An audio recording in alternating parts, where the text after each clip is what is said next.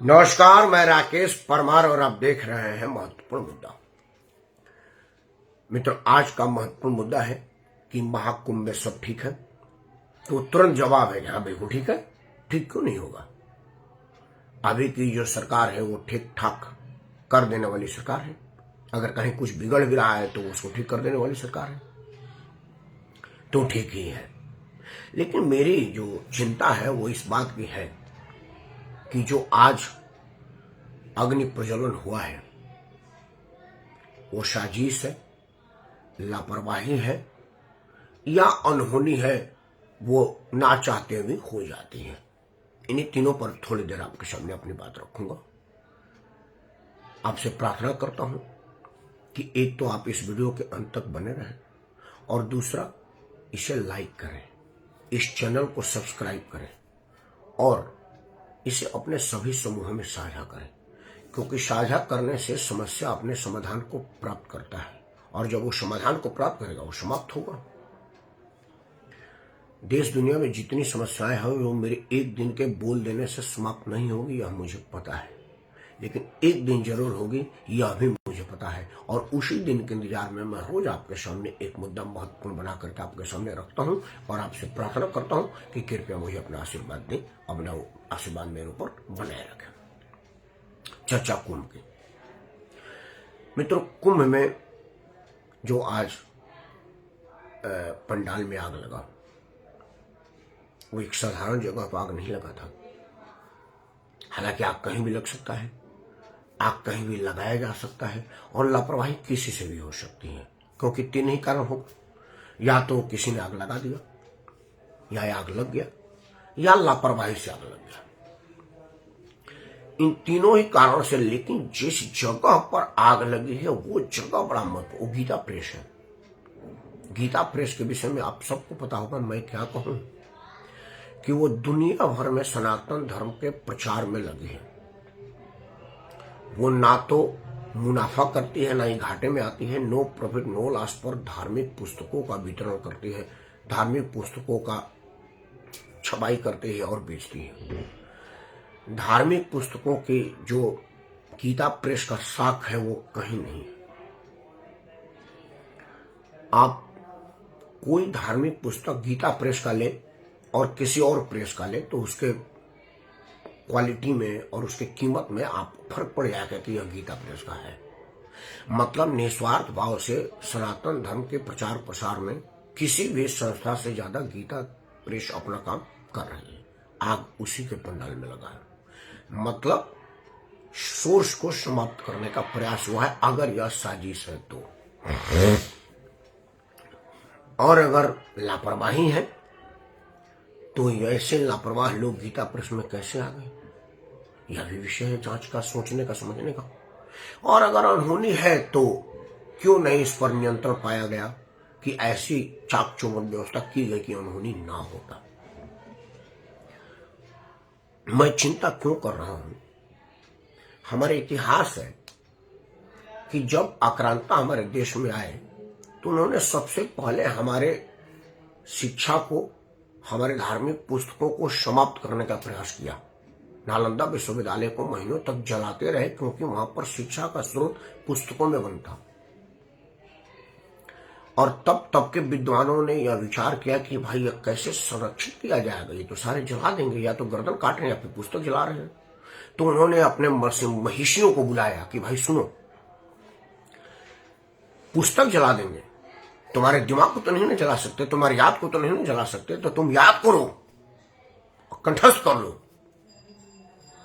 तो जो 2 किताबें याद किया उसको डूबे, जो 3 किया उसको तिवारी, चौबे डूबे, मतलब ये, और जो मिश्रित याद किया उसको मिश्रा, ये कहा गया है। मतलब इतिहास है कि हमारे सोर्स को जलाने का प्रयास करने वाले जीवाणु, प्रयास करने वाले जाहिल, प्रयास करने वाले दुष्ट इस धरा पर पहले ही आ चुके हैं।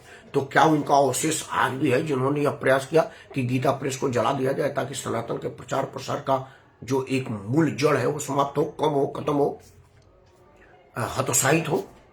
यह विचार करने वाली बात है। मित्रों, आग लगी, उस पर काबू पा लिया गया। लेकिन वो एक पंडाल में जो पुस्तक रखी थी वो जल गया, हम सबने समाचार चैनलों पर देखा।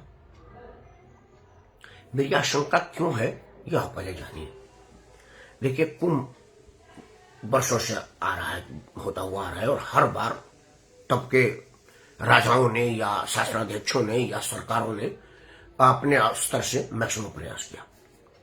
हिंदू धर्म को चिमटे से ही ना छूने वाली समाजवादी पार्टी, सनातनी हिंदुओं पर गोली चला देने वाली पार्टी की जब सरकार थी और श्री आजम खान साहब के जिम्मे यह कुंभ का आयोजन दिया गया था, आजम खान साहब ने अपनी क्षमता से ज्यादा बढ़िया काम किया था, इसमें कहीं कोई दो राय नहीं है। लोग बताते थे कि आजम खान का काम हम सब ने देखा था। अब की सरकार उससे ज्यादा सुधार करके कर रही है, उसे और भव्य और व्यापक कर रही है। उसका कारण जब रामायण सीरियल बना बड़ा बढ़िया बना, बहुत सुंदर, लोगों ने कहा कि भाई इससे पहले से सीरियल बनी नहीं थी।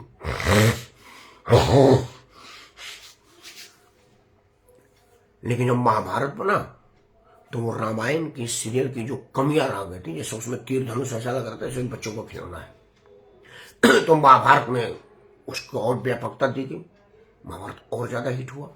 इसका मतलब ये नहीं कि रामायण सीरियल खराब था, रामायण सागर ने भरपूर प्रयास किया, लेकिन उनके दिमाग में ज्यादा ही नहीं था क्योंकि उसको कल्पना ही नहीं थी। लेकिन जब चोपड़ा साहब ने महाभारत बनाया तो उनके दिमाग में एक बात था कि भाई तीर बच्चों जैसा लग रहा है, इसको जरा सुधार किया जाए, जब दो तीर टकरा रहे हैं तो कुछ इफेक्ट दिया जाए। और तब तक कुछ तकनीक ने आगे काम भी कर लिया था, तो महाभारत का जो इफेक्ट है वो रामायण से ज्यादा बढ़िया है। मतलब ये नहीं कि रामायण वाले का प्रयास गलत था, ये नहीं था, दोनों लोग बधाई के पात्र हैं। तो आजम खान ने जो प्रयास किया था वो कमी नहीं थी। लेकिन चूंकि अभी की जो सरकार है, योगी आदित्यनाथ की सरकार, ये खुलेआम अपने आप को सनातनी सरकार कहती है, सनातनियों के हित में बात करती है। मतलब ये नहीं है कि वो और धर्मों का अनादर करती है, नहीं, सर्वधर्म स्वभाव का हर बार करती है। लेकिन वो हिंदू धर्म सनातन धर्म से विमुख होकर बात नहीं करती, दिखावे की नाटक नहीं करती कि हमको, हम तो सेकुलर लोग हैं, हमको हिंदू से क्या मतलब। दूसरा क्या है कि अभी दुनिया में एक बड़ा टकराव चल रहा है। भारत महानी अब एक ऐसा देश है जो बहुधर्मी देश है, नहीं तो बाकी सारी दुनिया एकल धर्म वाले देश बन गई है। कहीं क्रिश्चियन हावी है तो कहीं मुसलमान हावी है तो कहीं यहूदी हावी है। भारत महानी है जिसमें सब लोग हैं और सभी हावी हैं, कोई एक दूसरे पर हावी होने का प्रयास नहीं करता। ये छिटमुट प्रदर्शन होता है, वो यह बताता है कि हम दबाव में नहीं है। इस देश में सबसे छोटा धर्म के मामलों में सिख है, हालांकि मैं उसको अलग धर्म नहीं मानता, वो हिंदू धर्म का ही एक शाखा है, लेकिन लोग मानते हैं, तो लोगों के साथ भी तो मैं हूं। तो आज सिख भी अपने अधिकार का प्रदर्शन कर सकता है, सड़कें रोक सकता है, उसको डर नहीं है कि मैं छोटा संख्या में हूं। आज जैन अपना धर्म है, मेरा मानना है कि वो सनातन का हिस्सा है, क्योंकि भगवान तीन ठक्कर जो थे वो क्षत्रिय पुत्र थे, सनातनी थे, उन्होंने एक अपना धर्म चलाया, हमको उससे बहुत फर्क नहीं पड़ता। लेकिन वो भी अपनी बात रख सका, मतलब वो प्रभावी है, उसको डर नहीं है, और यही दुनिया को खटकती है। अभी योगी आदित्यनाथ ने यह प्रयास किया है कि यह धर्म देश को जोड़ने का धर्म हो, देश को एक करने का धर्म हो।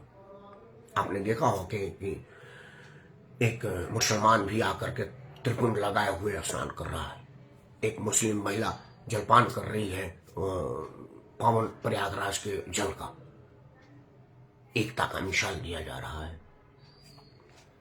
तो कहीं कोई विदेशी ताकतों को पेट में दर्द तो नहीं हो रहा है कि भाई अगर ऐसा हो गया तो भारत अपना उसी सोने की चिड़िया वाले स्थान को प्राप्त कर जाएगा। तो रोको इसको, और कैसे रोको? जिस चीज की भव्यता का प्रदर्शन किया जा रहा है उसमें आक्षेप लगा दो, उसमें डेंट पहुंचा दो, और आग लगाने से बड़ा आक्षेप क्या हो सकता है? आप अपनी सुरक्षा की बखान कर रहे हैं, 4-5 दिन से टीवी पर आ रहा है कि भाई सुरक्षा है, ये है वो है, और अगर उस सुरक्षा बस से लग जाए तो दुनिया में बदनामी होने का इससे बड़ा कारण क्या हो सकता है और इससे बड़ा आधार क्या हो सकता है? तो कहीं यह नहीं तो नहीं है। मुझे पता है कि योगी आदित्यनाथ की प्रशासन इन चीजों को भली भांति समझता होगा। जब मुझ जैसा साधारण आदमी इस चीज को समझ लिया और चिंता व्यक्त किया तो वो तो अब तक जांच शुरू कर दिए होंगे और कुछ उनको स्रोत सूत्र मिल भी गया होगा। मैं उम्मीद करूंगा कि निष्पक्ष जांच हो। अगर यह साजिश है तो साजिशकर्ता को सही अंजाम पर तो पहुंचाया जाए। अगर लापरवाही है तो क्यों हुई, इसके पुनरावृत्ति ना हो यह बात देखा जाए। और अगर मानो चूक है तो संयम बरता जाए। चूक हो जाती है और वो कई बार मानव भूल बड़ा दुर्घटना का कारण भी बनती है। इसकी पुनरावृत्ति ना हो या सोचा जाए। 2-3 बातें स्कूल में और हो रही हैं। एक तो मैं समाचार चैनल पर प्रसारित होने वाली खबरों से दुखी रहता हूं। और मजे की बात है कि मैं खुद समाचार चैनल पर आता भी हूं। कई चैनलों पर डिबेट में आपने मेरे को देखा भी होगा। तो चैनल का हिस्सा मैं भी हूं, लेकिन मैं अपने ही महकमे को बुरा कह रहा हूं। उसका कारण है कि समाचार भेड़ चाल की तरह से चलता है। जैसा आपने देखा होगा, पिछले कई दिनों से जहांगीर और तैमूर के बाप का समाचार दिखाया जा रहा था कि कौन आया, कौन मारा, कैसे मारा, इस जीना पे चढ़ा, उस जीना पे चढ़ा, यहाँ क्यों गया, वहां क्यों गया, फलाना फलाना फलाना। तैमूर के बाप का जख्मी होना मुझे भी दुखी किया। इसलिए नहीं कि कोई तैमूर का बाप मेरा चाचा लगता था, इसलिए कि वो भारतीय है और सुरक्षा के साथ खिलवाड़ किसी के साथ भी नहीं की जा सकती। लेकिन समाचार चैनलों से मेरा अनुरोध है कि भाई उसके बाद भी समाचार है। अब देखिए, इतनी भीड़ चाल में एक अत्यंत महत्वपूर्ण समाचार छूट गया। जो बाइडेन जाते जाते नरेंद्र मोदी के प्रभाव में, 150 करोड़ वाले देश के दबाव में, हमारे देश पर जो बहुत अटल बिहारी वाजपेयी के जमाने का विस्फोट का टेस्ट के बाद जो सेंसर लगाई गई थी, जो रोक लगाई गई थी, उस सब को रिमूव करके चले गए। जाते जाते अंतिम सिग्नेचर उन्होंने भारत के हित में यही किया। अगर सैफ अली खान का मामला नहीं होता तो 24 घंटा समाचार पर यही होता, लेकिन ये छूट गया। इतना बड़ा समाचार से देश दुनिया महरूम रह गई। इतनी बड़ी समाचार दब गई। दूसरा और भी कई समाचार होगा जो दब जाएगा। उसी तरह से कुंभ में है। पूरे कुंभ में अगर लोगों को पता चला है तो सिर्फ यह कि एक वो नाचने वाली लड़की अब साध्वी हो गई है, निरंजनी अखाड़े के शिष्या बन गई है, और एप्पल के मालकिन नहाने आई है, और एक वो लड़की माला बेच रही है। वो बस 3 के अलावा अगर आपने कुछ देखा होगा तो बताइए, हर अखाड़े पर। और एक वो IIT बाबा। मतलब ये महाकुंभ सिर्फ IIT बाबा, वो नाचने वाली लड़की और वो माला बेचने वाली लड़की पर सीमित रह गया, और कुछ समाचार में दिखा ही नहीं रहा है। भेड़ चालीस को बोलते हैं। समाचार चैनलों को चाहिए कि वो संयमता बरते। देखिए, वो IIT बाबा हो या वो नाचने वाली लड़की हो, मन परिवर्तन जब होता है तो हमारे यहाँ का डाकू महाकाव्य की रचना कर देता है। मन परिवर्तन जब होता है तो पत्नी के वियोग में सांप को रस्सी समझ करके मिलने जाना वाला आदमी सबसे बड़ा महाकाव्य का रचना कर देता है। यह उस लड़की के साथ भी हो सकता है, IIT बाबा के साथ भी हो सकता है। आपने फिल्मी दुनिया में लघु वयस्क फिल्में या अत्यंत वयस्क फिल्मों में काम करने वाली एक अभिनेत्री ने शादी किया और पूरे त्रिपाल से अपने आप को ढांक करके अब प्रस्तुत कर रही है। आपको उसमें कोई बुराई नहीं। अब रातांतर में कि चलिए भी इसके धर्म में लिखा हुआ है, आपको उसमें कोई कहानी नहीं दिखी, बार बार दिखाने की कोई बात नहीं दिखी। और कई दूसरे धर्मों की लड़कियों को मैं समाचारों के माध्यम से जानता हूं कि वो उनका पहला जीवन कुछ और था, आज का जीवन कुछ और है। पहला जीवन का इस जीवन से कोई मेल नहीं है। तो क्या वो एक सनातनी लड़की को यह अधिकार नहीं है कि वो मॉडलिंग से संन्यास की तरफ आ जाए? और आप उसी को बार बार दिखा रहे हैं। तो अतिरेक से बचें, तब जाकर के सनातन का हित होगा, और सनातन का हित होगा तभी भारत का हित होगा। क्योंकि भारत तभी तक भारत महान है जब इसमें सनातन महानता में है और दबदबे में है। मित्रों, 2 बात कहा के ये वीडियो बंद करूंगा। पहला कि पूज्य योगी आदित्यनाथ की पुलिस प्रशासन आग लगने की घटना की जांच करना शुरू कर दी होगी, और उसे कुछ सुराग मिल भी गए होंगे और वो उस पर पहुंचेगी। हमें निश्चिंत रहना है। कुंभ से घबराना नहीं है, क्योंकि योगी आदित्यनाथ की सरकार है जहां लेस मात्र भी लापरवाही की इजाजत नहीं है, तब जब मामला धार्मिक हो और दुनिया की निगाह उस धार्मिक स्थल पर हो, वहां रत्ती भर लेस मात्र भी लापरवाही की गुंजाइश बिल्कुल नहीं है। आप निश्चिंत रहिए, कुंभ के उसी आस्था से जाइए, मैं भी जाऊंगा। और दूसरा कि हमारे इतिहास है कि जब आक्रांता आए तो सबसे पहले उन्होंने हमारे धार्मिक ग्रंथों को जलाने और नष्ट करने का ही प्रयास किया। तो कहीं उसके बचे हुए अवशेष गीता प्रेस के धार्मिक पुस्तकों को नष्ट करके हमारा धर्म का स्रोत खत्म करने का प्रयास तो नहीं कर रहा था? या योगी आदित्यनाथ की बढ़ती प्रभाव से कोई दुखी आदमी कोई लापरवाही के शक्ल में लापरवाही तो नहीं कर गया? क्योंकि एक एक आदमी की पहचान संभव तो है नहीं। कोई आदमी सनातनी भी गलती शैतानी कर सकता है, क्योंकि एक सनातनी ने ही तो सनातन धर्म की रक्षा में तैनात कारसेवकों को गोली चला दिया था, वही तो सनातनी था। तो सनातन धर्म के लोगों के साथ भी तो शैतानी हो सकती है और सनातन धर्म के लोग भी शैतानी कर सकते हैं। यह एक बड़ा प्रश्न है जिस पर योगी जी जरूर विचार कर रहे होंगे। मैं समझता हूं कि कर भी लिए होंगे, और अगर योगी ने विचार कर लिया होगा तो निर्णय तो आप सबको पता ही है। अभी बुलडोजर में तेल फुल है, पेट्रोल में कहीं महंगाई होगी, वो बुलडोजर में तेल की कमी योगी जी नहीं होने देते। तो बुलडोजर का मुंह कहाँ जाएगा, किधर भेजा जाएगा, यह देखने वाली बात होगी। लेकिन आप महाकुंभ प्रयाग में जाएंगे, सुरक्षा की चिंता बिल्कुल मत कीजिए, क्योंकि योगी है तो यकीन है कि सुरक्षा है, सामंजस्य है और सारे संसाधन है। महाकुंभ पर आज के लिए इतना ही। आपसे प्रार्थना करते हैं कि आप निश्चिंत होकर के कुंभ में जाइए, क्योंकि कुंभ आपके जीवन में इतना बड़ा आएगा कि नहीं आएगा मैं नहीं कह सकता, क्योंकि ये करीब करीब कई साल के बाद आया हुआ है। तो इसका आनंद लीजिए। जय हिंद, वंदे मातरम और जय सत्य सनातन का प्रतीक महाकुंभ प्रयाग 2025। नमस्कार।